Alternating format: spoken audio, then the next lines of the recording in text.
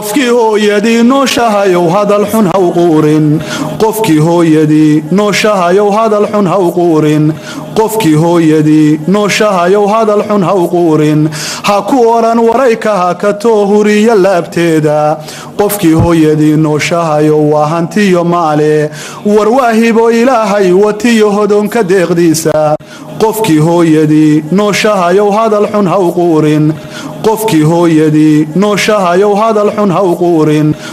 qofkii hooyadii nooshahayow hadal xun ha u quurin marka sideebay u sinmi karayaan qofna wuxuu sugayaa noloshaada adna waxaad sugaysaa geeridiisa laba arrin aad u kala tagsan weeye laba arrin aad u kala tagsan oo isbarbar iman wadniyo dhigsa wadaayo ayuu la turturiyay speedkii xoogkii uu ku ordayay ayuu ku fay tan gabadhii gaarino dabeedna wadnihii halkaas oo kale ku duulayo dabeedna wadnihii baa la hadlayo wuxuu ku yidhi iyadoo dhimatay ayaa wadnaheedii hadlayo ay ka naxaysaa kufitaa yarba inay wax gaareen isna waa ka wadnaheedii gabadha ka iibinaya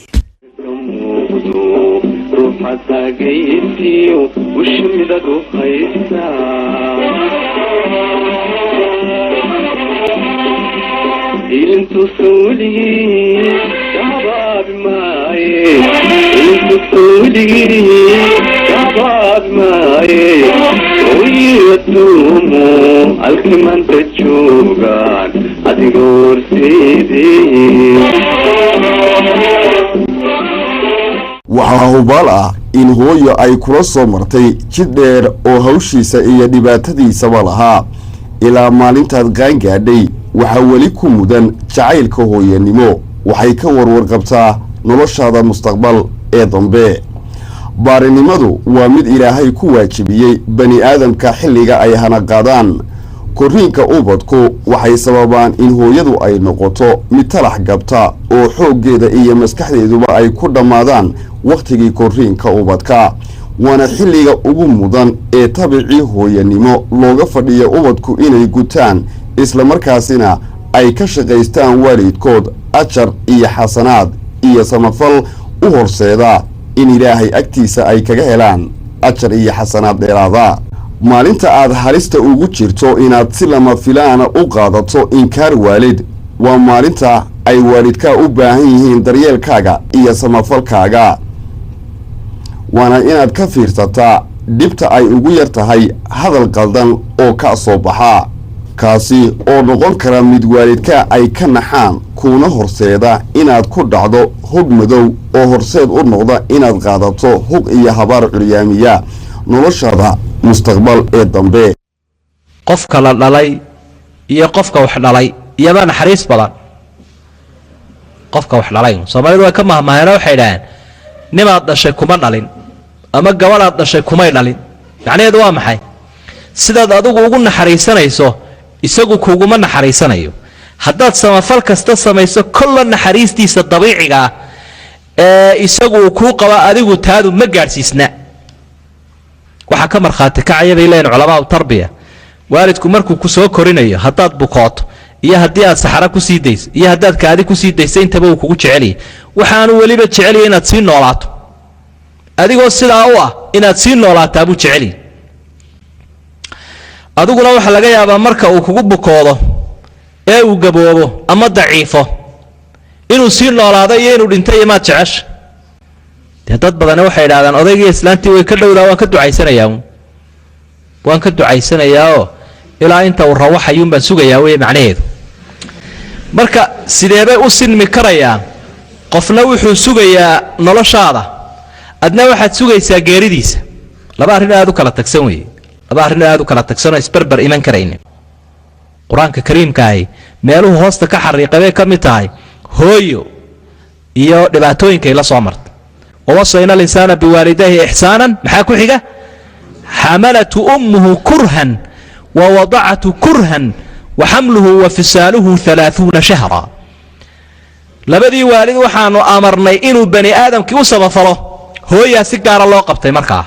لا على مدي حملت أمه كرها يدو كريدا بعراشة قاد ووضعته كرها وحي أم شيدو كريدا ومشينا كريد بيك لا كلانت وحمله وفصاله 30 شهرا soddon bilood bay uurkana ku siday adhaxdana ku siday ibtana ka jaqsiinaysa waa 30 bilood waa imisa sano 2 sano iyo badh ayay caloosha ayuu ka lushay oo ka laalaaday uurkeeda iyo oogadeeda ayuu ku noolaa marna uurkeedu ku noolaa oogadeedu ku noolaa ibteedu ku noolaa ilaa ilkuhu u soo baxayeen ilka buurbuuran oo wax ku raabsado 2 sano iyo badh markuu marayo ilka u soo baxeen ee bani aadamka uu ku darmo labadii aadin isku taagu gurguurashadii ka baxay ilaa intaa hooyo ku noolaa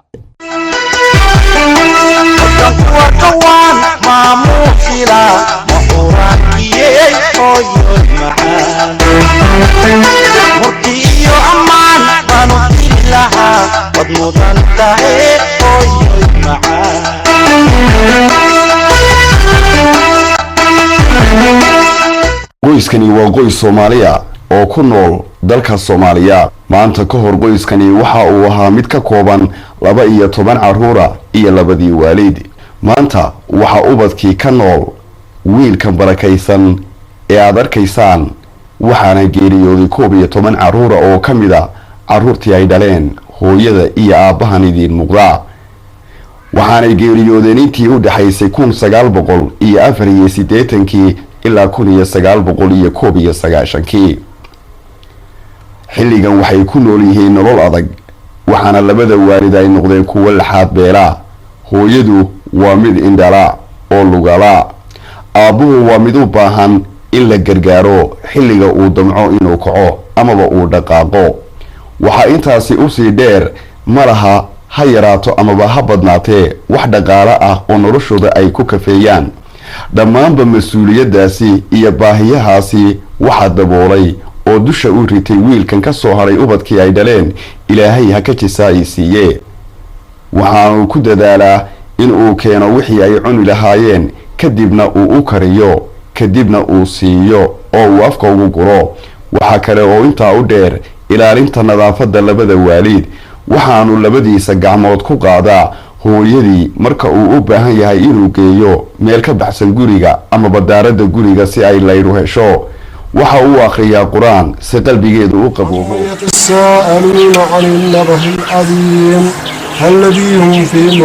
ma jirto wax dhibaato ah oo wiilkani uu dareemayo waayo waxa uu yaqiinsan yahay qowlka ilaahay iyo qur-aanka kariimka ah iyo in dhibaatadan iyo mid ka badanba ay waalidkii u soo mareen xilligii noloshiisa ay korinayeen waana mid u baahan in qof kastaaba uu hoos u eego oo uu ka fiirsado tallaabo qaldan oo xagga waalidkii uu u qaado waxa kaliya ee looga baahan yahayna waa mid san iyo tallaabo samafal oo ay ku farxaan labada waalid اللهم اطل أعمارهم في طاعتك اللهم ارحم من مات منهم اللهم احفظ من بقي منهم اللهم اجعل الملتقى في الفردوس الأعلى اللهم اجمعنا بأحبابنا في جنات من النهر في مقعد صدق عند مليك مقتدر نسألك اللهم بأسمائك الحسنى وصفاتك العلى أن تجبر قلوبنا على فقد أحبابنا اللهم إنا نسألك أن تكتب لهم أعلى مراتب الجنة اللهم نسألك أن ترزقنا بر أبنائنا وبر بناتنا نسألك اللهم بأسمائك الحسنى وصفاتك العلى أن تجعلنا ممن اجتمع تحت ظل عرشك يوم لا ظل إلا ظلك اللهم آمين والحمد لله رب العالمين hooyadu inay qaali tahay hubanti weeyaane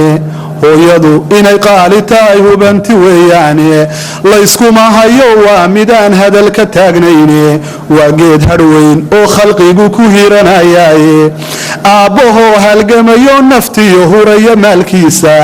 hadalkii rasuulkay xaqnimo uga horaysaaye halka diintu saartay jannada gelisay hoosteeda oo hiiro inay tahay ayaan helay akhbaarkeeda sagaalkii bilood ee horeen huruudnay uurkeeda hakad baa tallaabadii galayoo hiirgabay noqotay hilibkii iyo bariiskii cuntada ka hortimoo diiday barar baa hareeyo hurdadii toosu heli weyday waxaa howlay hooyada ilmaha ku hilan uurkeeda iyadoo habkaasay marqudha soo herdiday foosho halhaleel nafteediiyo markii hadadii loo yaabay oo hiilkii ilaah baa ilmihii hore u soo dhaafay iyadoo hafeefanaysa oo habayo dhiigiina horaadada intay noo dhigtay weliba noo heestay annagoo hadaaqaynabay nala hadlaysaaye caanahay habeenkii inagoo huruudna ay qooshto hore nagama siisee iyadaa ku hormartoo heegta hareeraha ayay eegaysaa gogosho hoosteeda ammaankeenna yay hubinaysaa had iyo gooraale qofkii hooyadii nooshahayow hadal xun ha u quurin qofkii hooyadii nooshahayow hadal xun ha u quurin ha ku oran warayka ha ka too huriyo laabteeda qofkii hooyadii nooshahayow waa hantiyo maale warwaahibo ilaahay watiyo hodonka deeqdiisa warwaahibo ilaahay watiyo hodonka deeqdiisa warwaahibo ilaahay watiyo hodonka deeqdiisa qofkii hooyadii nooshahayow hadal xun ha u quurin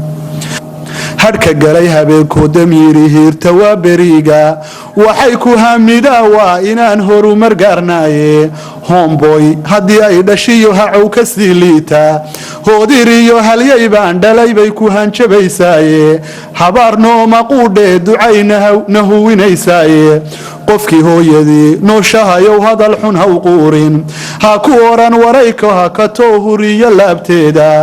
qofkii hooyadii nooshahayow waa hantiyo maale hooyada ilaahayow kahay dhibab halaakeeya hooyadan ilaahayow kahay dhibab halaakeeya hodannimo ilaahayow ku sii dunida hooskeeda caafimaad rabbow kuu wataa hadiyo gooraale haddii uu wakhtigu soo galo malagu hoomaayo hawl yaraan ilaahow naftiyo hadada loo qaato hogga iyo ilaahow qabrigay hanato tawxiidka halka lagu hakanayiyo barsakha hadhacqabow seexi ilaahow jannada halacsataa iyo hibaaqeeda oo heelkii qiyaamaha rabbiyow hagar la'aan dhaafi hawiya ilaahayow ka hay naartu wahliise halkii nebigu joogiyo rabbiyow lagu hagaa khayrka amiin hal abuuro baa jiray iyagu hore u faalleeyey hal abuuro baa jiray iyagu hore u faalleeyey hadraawiyo cadhays ciise waa ugu horreeyeene oo heenkii af soomaaligay hore u qaateene halkii ay dhigeen aniga oon hadal ku gaadhaynin intaasaan ku soo horiyoon ku hakinayay abwaan maxamed ibraahim warsame hadraawi abwaanka weyn ee reer somalilan waxa uu ka mid yahay dadka ilaahay hibada iyo haybadaba u siiyey gabayada iyo suugaanta kala gadisan waxaanu qaar ka mida suugaantiisa ku cabiray heerka hooye ay taagan tahay iyo qiimaha ay u leedahay nolosha dunida guudkeeda abwaanku mar uu sameeyey amaba uu hal abuuray heesta la yidhaahdo hooyey la-aanta ee uu qaado fanaanka maxamed saleebaan tubeec heestani waxay ku timi dhacdooyin xaqiiqo ah oo abwaanku uu arkay xilli ka mida xilliyadii noloshiisa waxaana abwaan maxamed ibraahim warsame hadraawi uu inoo fasili doonaa bal hadda heestan hooyey la-aanta idaad mafuuli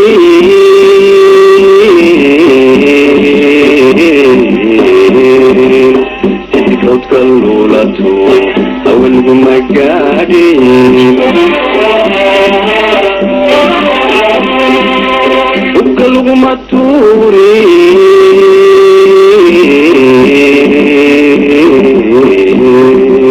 الكهرة موضو روحتها قيسيو والشمرة وخيسا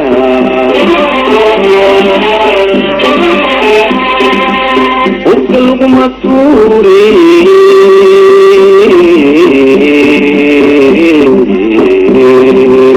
الكهرة موضو روحتها قيسيو والشمرة وخيسا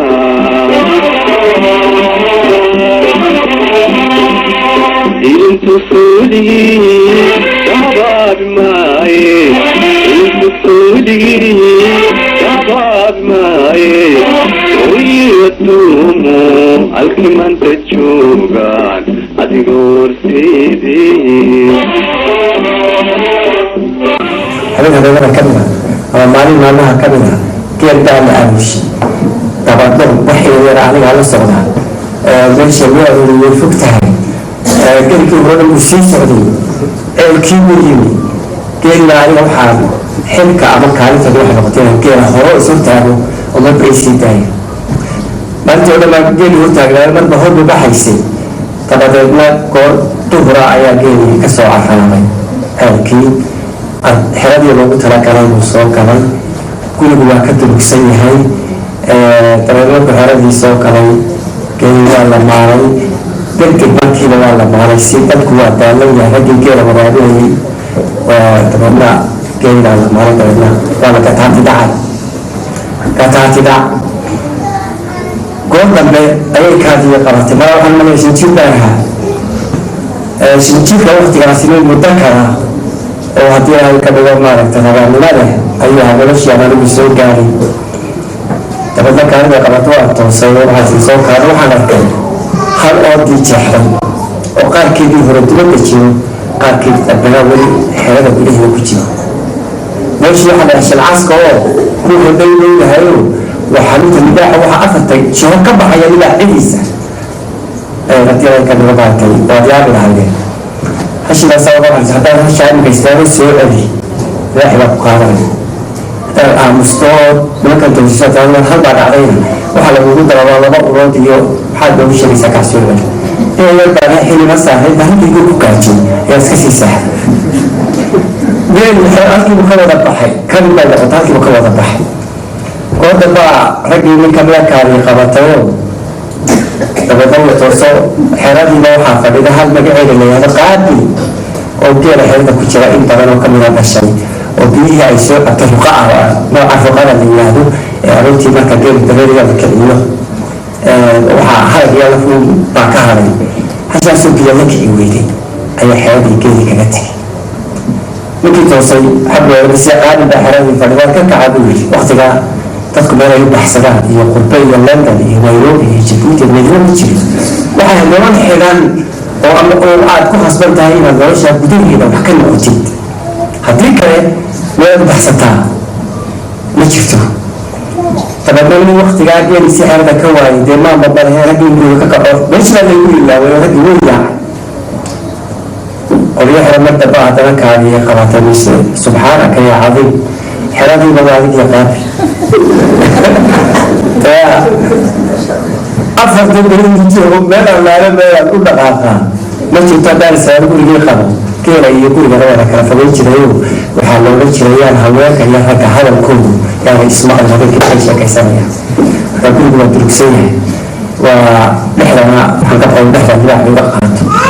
dabeedna ardaagii wanaagsanaa ee gabdhuhu sameeyeen ee duurka iyo dureemada ka koobnaa ayaan dhex galay inkastoo shinjirahay fikradda ka haystaa libaaxa waayo mujtamacu la nool yahay way yaqaaneen waa la isheraa way dagaalamaan waa la yaqaanaa libaaxa gabarkiisa waa la hayaa marka inta kule aan ninka libaaxa ka haya waxa weeye inuu dadka ku jiro urta inda kuma soo raacay urta mar haddii aad adigu xagga dabeelka hadduu xagga adaad xagga dabeelka ka xigto kugu imanaya inda kugu iman maayo marka waxaa caawa hadduu yimaadana dee qaadi baa kugu helayo duurkaydiba adaagna iska dhex galay anigu adaagii oo qaabila iska raabsanayso ayaa halkaa raarta sanqar ka maqlay markuu boodayo libaaxu wuxuu la mid yahay go intaan sidaa u qabtay anuka kusii daayay waxaa duwamigiisu inisbirma ku jiraan sanqar bana sanqar yaro khafiifa ayaa raarta ka maqlay dayaxu waa 15 waa 14 sidaasaa leedahay isagoo aqulisii dayaxa markay dayaxa tayadaanku aad iyo aad buu cad yahay saas waa isaga soo tallaabsaday hashiiba halkaa qabtay halkaa gorjida ah halka uu jirkeena ugu jiraysaan inaga iyo xooluba oo gorjida ah ayuu saa u soo dhuftay hilib doonaayo cariga waarbaa ka buuxda laakiin meeshu waa oomane biyuu doonaya hashiiba gorjida soo dhufto biyihiibaa soo booreeyo jibbuhu gubay biyihii buu cabay cabbaan buu dul fadhiistay oo haddana wuu ku noqday oo markii labaad uu ku noqday rakaatay ayuu biyii iska dul fadhiistay cabbaan markuu fadhiyay buu istaagayo saasuu jirsaday oo kaninkii geelu ka baxay ayuu ka baxay waxayna ka bacdi ayaa mid kale kaninkii geelu ka baxay ka soo galay oo dardartii qaba kiina biyihiibuu waxay doonay kiina biyihiibuu dul fadhiistay markii cabbaan joogay buu isna isrogayo markuu xaggaa u jeesta wudba cidiisii ayuu ku dhuftay marka uu ku leeyo xagoysana calooshiisa ku jirtaa marka uu haddana kalaga maaragtay cidaas ku leeyo dabeedna uu baxayo waqti ka bacdi ayaa arkay nuuc kale oo soo socdo saddexaad nuuqu bahaluma eka waxaase jirtay nolosha miyiga waxaa la yidhaahda madax kuti waxaa la yidhi waa dadka way hadashaayo sida dadkay labada adduun ku socotaayo habeenkii intay guleedka timaado oo magacyada dhegaysato yay saqda dhexe caruurta yaryar ama hebelow ama heblaayo tirahdaayo markuu heel yidhaahdo ayay tirahda hoo misigtano markuu yidhaahdo iigi ay dhufsataa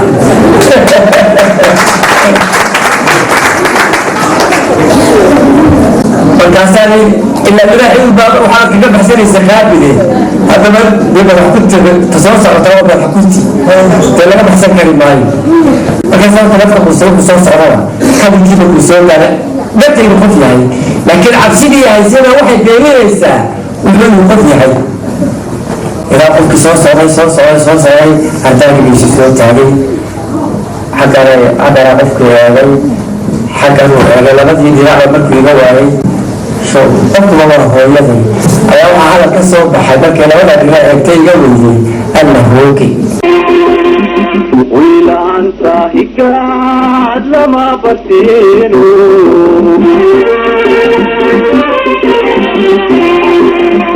wiilaanta hadaa lama kareeno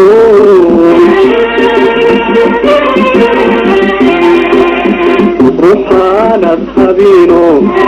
kurbaanad heesiyo hubay ku sabiino hawshaada waaya anaba dhimaaye wiitasada dugsi laga helaayo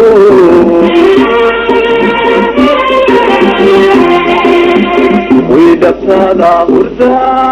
lagu gamaayo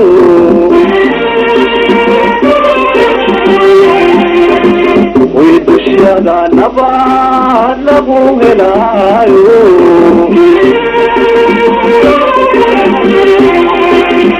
waxa lagu halmaalaa hoyaaba bintaade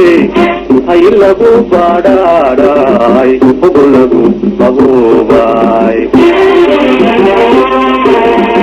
ugu lama huraane dugsi lagu hirtaaye ida lagu arooray intaad hooyo nooshay hambaliyo salaam baan hantikaaga dhigaya amrashiyo xaq dhawr baan dusha kaa huminaya hooyo dhimashadaaduna oogayga weeyo weligay hogaagan ka duleesiyaayo igii laabsan kugu haynayaayo ingal baan fidhayaa intaad ka duushiyo gidi habardugaage iskayba ku noolo aakhiro halkiiron iskayba ku noolo aakhiro halkiiron wiilkani waxa uu sameeyey ficil iyo hadal foolxun oo sababay in maamadii dhashay ay ka naxdo oo ay gasho xaalad miyirbeela inkasta oo qoraalka ilaahay halkiisa ahaa haddana sababtan waxaa lahaa wiilkan ay dhashay wakhti yar kadib waxaa wiilkani uu maqlay in hooyadii ay taallo mid ka mid a cusbitaallada lagu daaweeya dadka ee ku yaala waddanka isutagga imaaraadka carabta waxaanu soo dul istaagay hooyadii oo ku jirta xaalad miyirbeel islamarkaasina ay ku dul sugan yihiin dhakhaatiir furdaaminaysa xaaladaasi waxa uu la kulmay qaracan muraara dilaac iyo warwar xoog leh waxaanu caloosha iyo maankaba ku hayaa in dhibtani ay tahay mid isagu uu sababteeda lahaa hooyadani ma aha mid u baahan daawo dhakhtar ee waa mid u baahan in wiilkeedu uu ka soo noqdo gefkii uu ka galay xilligan waxaa qalbigeeda ka dhex guuxaya marxaladihii ay la soo martay madiga eebbe siiyey ee nolosheeda indhaha iyo farxaddaba u ahaa si fudud ayay uga soo baxday xaaladii ay gashay markii ay dareentay in wiilkeedu uu ka dulmurugaysan yahay xilligan indhaheeda waxaa ka dareeraysa ilmo tiro badan oo ka timi ubuucda iyo caloosha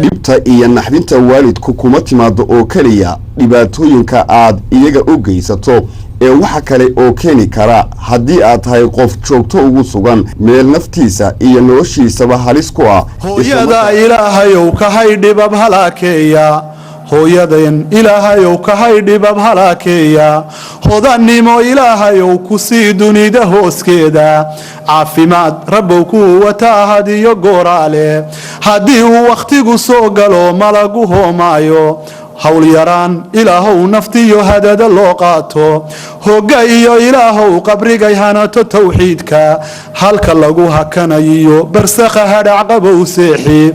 ilaahow jannada halacsataa iyo hibaaqeeda oo heelkii qiyaamaha rabbiyow hagar la'aan dhaafi hawiya ilaahayow ka hay naartu wahliise halkii nebigu joogiyo rabbiyow lagu hagaa khayrka aamin hal abuuro baa jiray iyagu hore u faalleeyey hal abuuro baa jiray iyagu hore u faalleeyey hadraawiyo cadhays ciise waa ugu horreeyeene oo heenkii af soomaaligay hore u qaateene qofkii hooyadii nooshahayow hadal xun haw quurin qofkii hooyadii nooshahayow hadal xun haw quurin qofkii hooyadii nooshahayow hadal xun haw quurin ha ku oran warayka hakatoo huriya laabteeda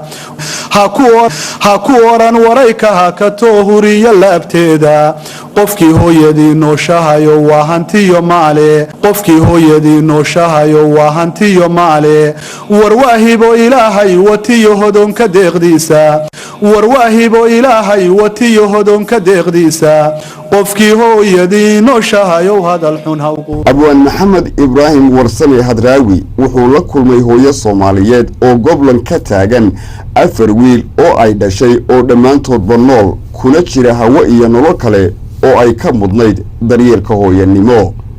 waxaanu ka tiriyey mid ka mida maasooyinkiisa ugu qiimaha badan ee ka hadasha hooyada bismillaahi raxmaan raxiim maasadan magaceeda waxaa la yidhahdaa ninbaa hooyadaaya sideeda ay ku saabsan tahay kolley warkeeda waa la hayaa magaalada london baan joogay waa inaan ka sheekeeyo balotaba sababa mas-uulkii baa dee shay laga maarmaana in laga sheekeeyo maxaa keenay sida sugaantu ay sharci u leedahay in aan la iska odhan ay sababa keenaan marka london baan deganaayo inaanu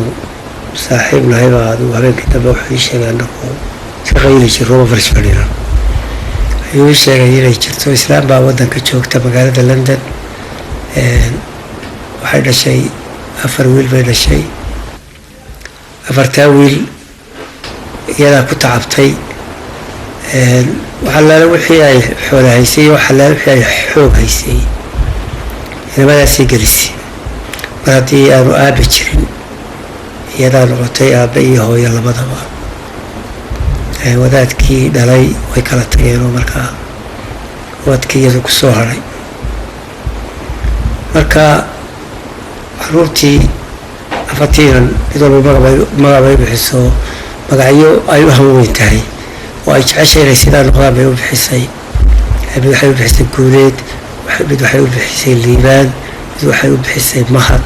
mid waxay u bixisay asad yacni waa magacyo ay hooyadu jeceshahay inamadeedu inay sidaa noqdaan marka waxba kalamay hadhin way korisay waxbay bartay cimrigeedii iyo quruxdeedii iyo tacabkeedii waxay gelisay inamada ilaa ay ku dulgabowday وفرينا دول ماركو مالتي وسدح لما تجير كهذا كيوري يكذا ككب حدبنا وبسون كي كوبيا كي لبات وكبد كوبيا لبات اسمه كوبيا لبات رأي يكذا ككب كي كحري السبعة سقالية توانا يكذا ككب كي ودرينا سوى تطبيع تبجيرها يكذا ككب حدبنا وبسون سلا حتى سلامنا سيدا يوبحان warkooda ma hayso aqalku waa dambu daaqadu waa xiran yihiin oo dhaqdhaqaaq ma jiro nolol ma jirto islaantii way soo kacday oo albaabkii bay naga furtay ninka ila socday garanaysay meeshay keenay waanu fadhiisanay cabaar oo intaan hadaba bilaabin islaantii baan bal ma aragtay cabaar eegayo dhowdayo waalsi barta xaaladda ay ku sugan tahay hadalku ha dambeeyo korka bal hubi ilaa adiga goor dareenka jira qofka wajigiisu ka muuqda iyo korkiisa markii dambaan u gedbaxno la afbaxayo ninkii baa ku yidhi ninka ma garanaysa maya bay ku tiro oo uu isha wax tiri wuxuu ku yidhi ninka magacaale ma taqaano waxay tiri waan maqlay bay tiri waxaa loo socdo iyadu dee ma malayn kartee wuxuu ninka yidhi markuu helayo inamadaadii ku tiriyadoo ka dhaqaaqayn buu ayaa maaragtay warkaasoo helay kadibna bal wuxuu jeclaystay inuu ku yimaado ku arko oo afkaaga ka qaado inamadan inaad goblan ka tahay mid waliba markuu baxay gabadh buu iska samaystay saaxiibadiisa oo da-diisa oo laysla lumay oo khalaas halkaasay marayaan waqtiga dee maaragtay dhalinyaradu ay dee fudayd baa iska jira dhalinyaronimadu fudayd bay leedahay waa markay balwadooda iyo hadii ka dhigo arrimahoodaas ay u baydhaan marka adigii baa wafaxo waxaan ku yidhi de magacayga waa kaa ninku kuu sheegay anigu su-aal baan kuugu yimi ninkan war buu sheegay inaad 4 wiil dhashay oo 4tii midna maanta gacanta ku hayno mid walba maalintii uu maalinka maanta madaxana qaad noqday albaabka ka baxay islaantii way naxday waxaa ka naxiyey ilan hoogaaga meel walba warkaagu waa yaallaa oo ma ay jeclayn in maanta hoogeeda la ogaado marka waxaan ku yidhi soo ma jiraano barbaamse waa jiraan maxaa jiro waxaa jira dee warkaasaa meelo waxaa lay sheegay inaanad goblan ahayn inaad 4 ilo dhasho 4tii midna maanta aad gacanta ku hayn sida u dhaqaale dib kuugu soo noqon xaqaagii ku siin ku soo salaamin xataa telefoonka kula soo hadlin marka arrintaas baan hubinayo waxay sidii hadday run tahay bal waxaad isku daydaa islaantaas sidii inamadeedaasi ugu soo noqon lahaayeen sababta way sii yaabta waxay tiri hooy inamadeeda beed adigu soo celin karaysa waxaan isku dayayaa inaan sameeyo tab ay ku soo noqdaan way ogaatay marka intii la ogaaday arrinteeda waxay tiri waxaan ku yidhi waxay u qaadatay inaan ka hadlayo xoolo iyo waxaasoo waxay tiri hooyo dee waa ilaahay mahadiyo waar iska noqo imaka wax badan iga degi maayaani iyagu ma jeclaa inaan arko oo ku iltoogsado oo dee ay cabaar agteeda halka yimaadaan cabaar halkaa fadhiyaan intaasaaba dee aan ku noolaan lahaa marka ku calaa kulli xaal aan markaa soo koobay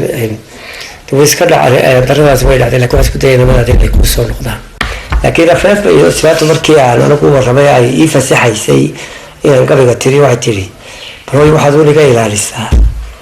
inamada inaanan guri ku dilayno maaragtay aan waxay shidaya aan dhaqay ka dhigo gabaygan u soo baxay aan guri hayn waxaan ii taasi ma jirto wallay ka tahay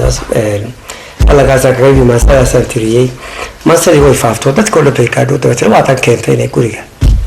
inamada ku soo noqdaan maasada waxay oranaysaa guri calaf baa xukumaa hantina dhaqan baa shishubaa dadkana hidihiisa guud wixii lahayaa dhex yaal waxay ka afeefanaysaa guriga ay tiri iga ilaali inaan guri ku maageeyaan loo qaadan dadkana hidihiisa guud waa dhaqan wadu leedahay dadkana hidihiisa guud wixii lahayaa dhex yaal xaqiyo halbuuxintiisa habboonkiiyo waalidkiisa hilbiyo ku arooridooda siduu uga hawl yaraysto halmaal laga yeeli maayo يعني تعب كلا جالس صبر يسوي مركز دبوا وحين كتب على ولا له تلاقي ما هي أبدك لقي ما هي هوية وحيوقتها إيه قبل سمستين ولا قبل صاحبه وقبل عطشي فاك أكبر شيء وقيله وهو يكره سمستين هوية وشوي للشيدة هوية وشوي للشيدة كداق عن هاد سكاك هذه غير رئيس بربار هناقات كل يحضي تعيه حبر قادة واي إرئي هيقو النقضة هذا يسيد الله نقول له hoygii maran wiilashiisa haween dumar baa ka sheegta hablaha kacay baa u yeedha haldhaa jecel baa u qaybsan haldhaa waxaa leedahay guriga ninka marka aad buu qurux badan yahay haldhaa marka inanku markuu hana qaaday qurux la kaco dee mid sidiisa oo la da-ahoo dee quruxdaas jecel ayaan waayayno dee ay isla lumaan haldhaa jecel baa u qaybsan oo ka marorsata dadkii dhalay inaan hadlo maan sugaynin waa hooyo sadoha ahoo dadkii hore ah inaan hadlo maan sugaynin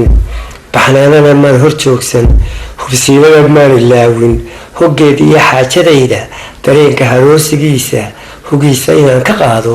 ayaan ka fogaaday baa leh maan jeclayn inaan hadlo laakiin maanta yani runtaa iga hadlisay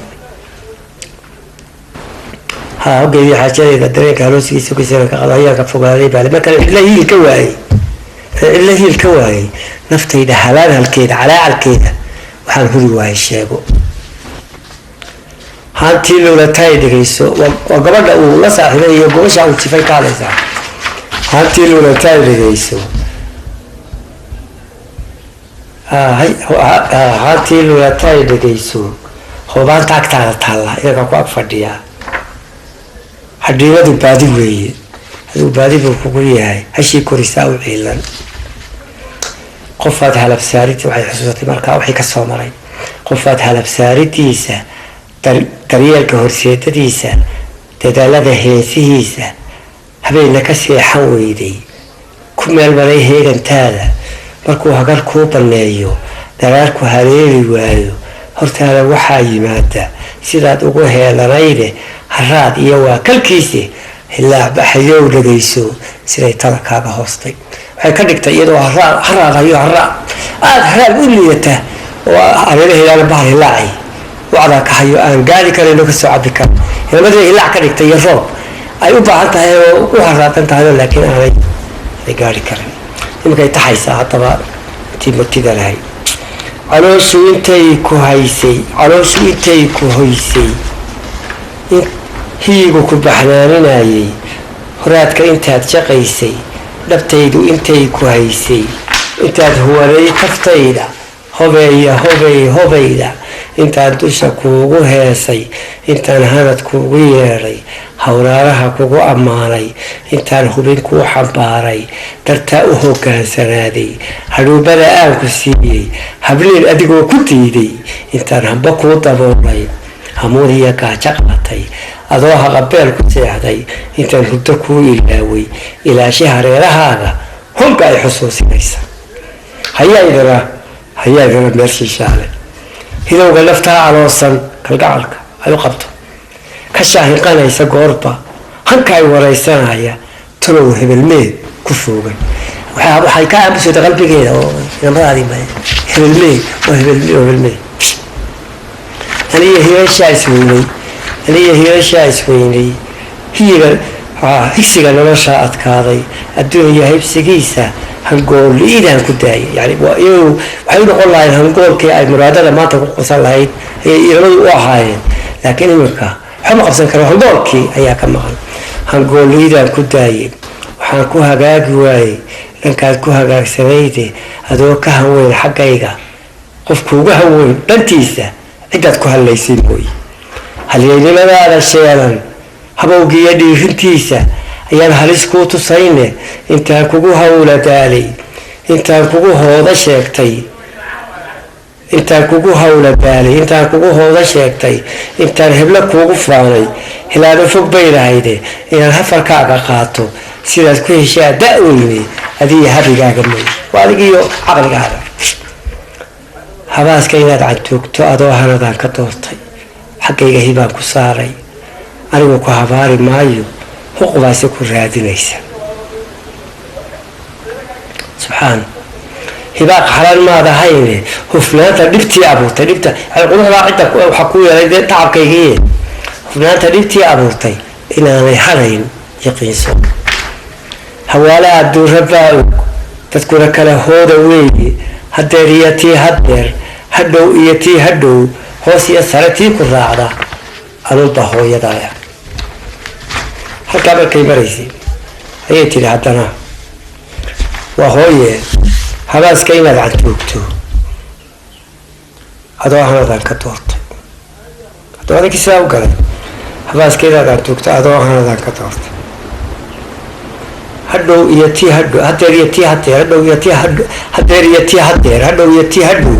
hoos iyo sare tii ku raacda anuunba hooyada ama cirka tag ama dhulka tag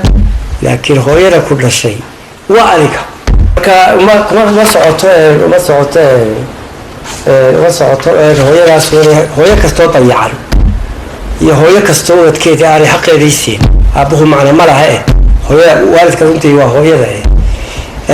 waxay u socotaa hooyo kastoo dayacan oo ubadkeeda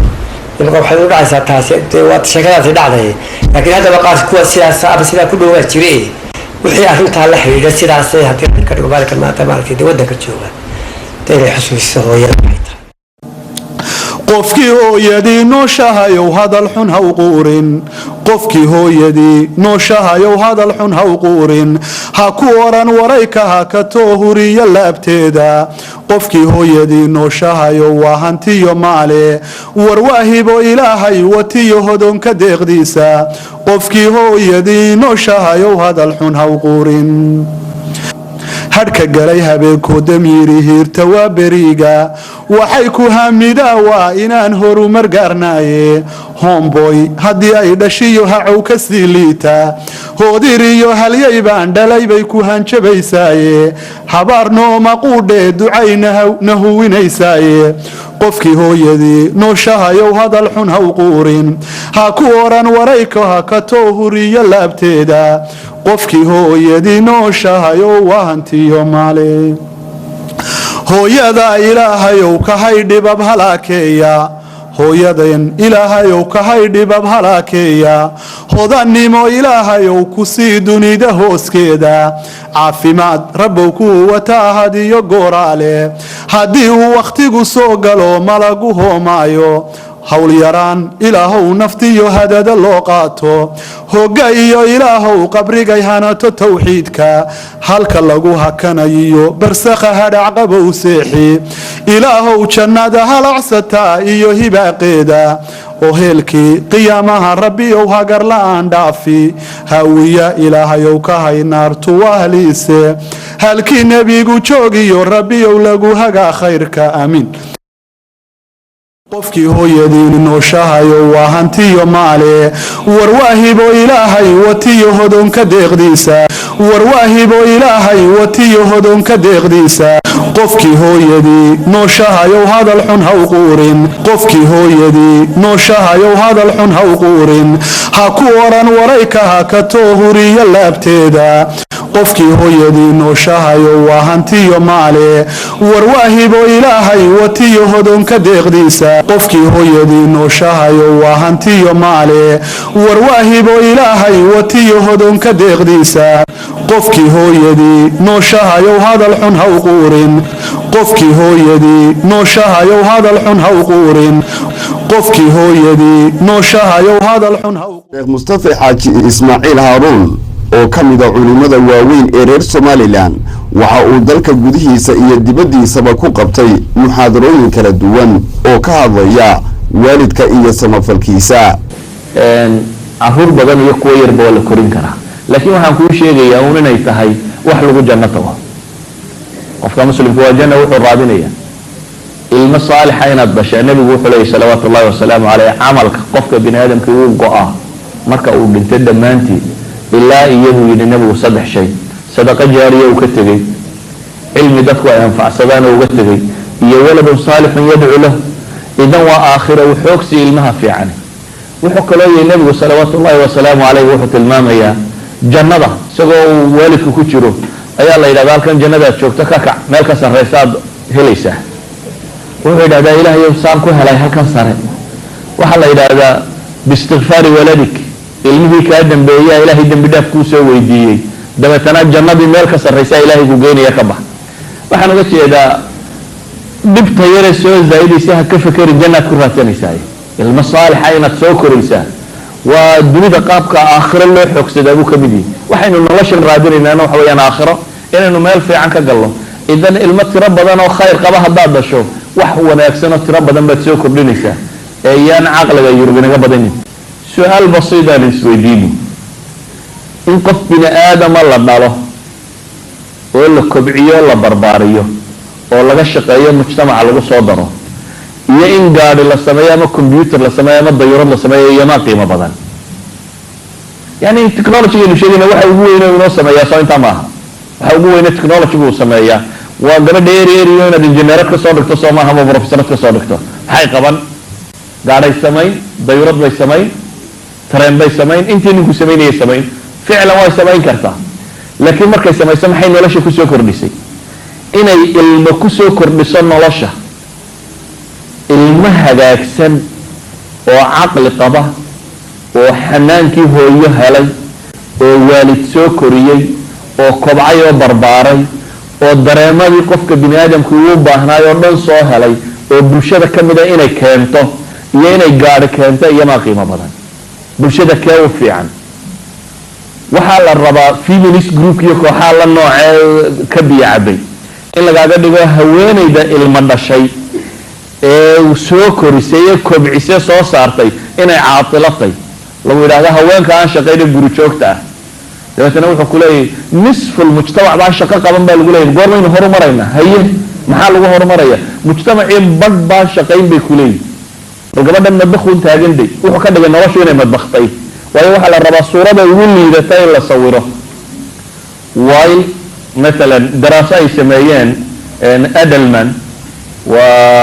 والخدمات المالية قلية قفطاء وفرجيلية كيالا دراسة يسمي صور رايتر يسوق على طي هي وحي لي هدين لقيمة يدولين وراكو غرها قيمة يسو والله عقهامكو قيمة ينبولي قيمها أي قبطه هو يدا نبطاهي oo ah buu ilaahay inuu xisaabino shaqooyinka ay qabatay tirada badan leh ay ka mid tahay buu tarbiyadu ay ka mid tahay kuukinka iyo raashin karintu ay ka mid tahay guriga iyo maamulkiisa iyo xoolihiisa ilaalintiisa ay ka mid tahay buu ilaahay ilaaj nafsi lil usra reerka dhan inay iyadu psychiatrist u tahay oo ay daweyso intu soo tiriyay buu ilaahay hadaan xisaabiyo buu shaqada hooyadu qabato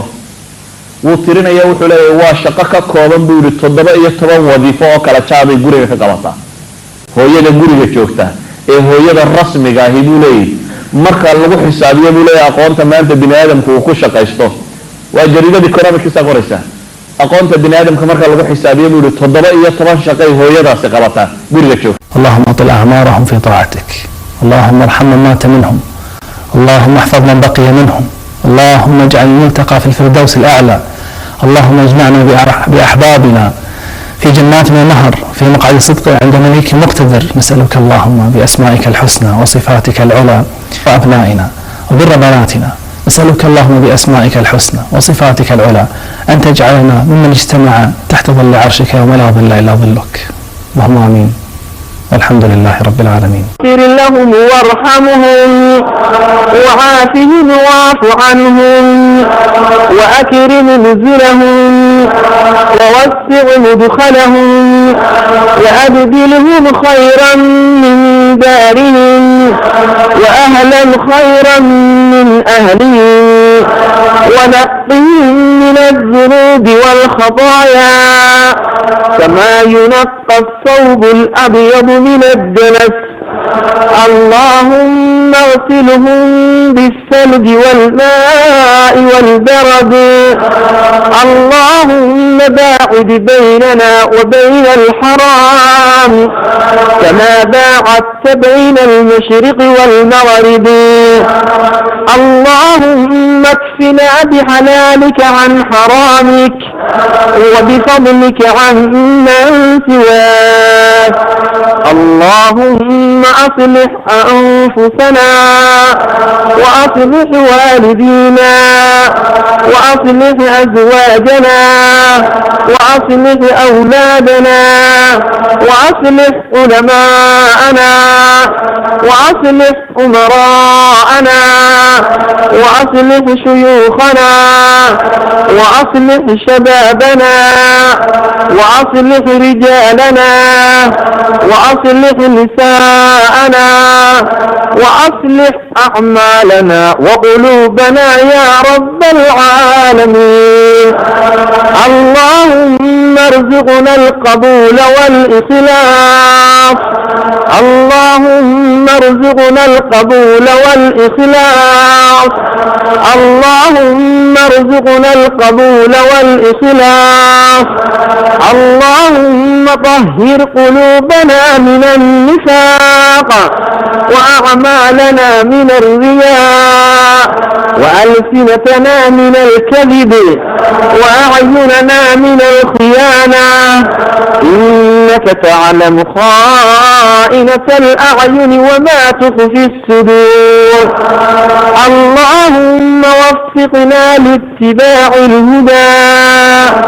اللهم وفقنا لاتباع الهدى وجنبنا سبب الهلاك والشقاء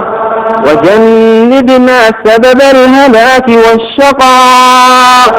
واجعل لنا هذا الشهر في خير وبركات.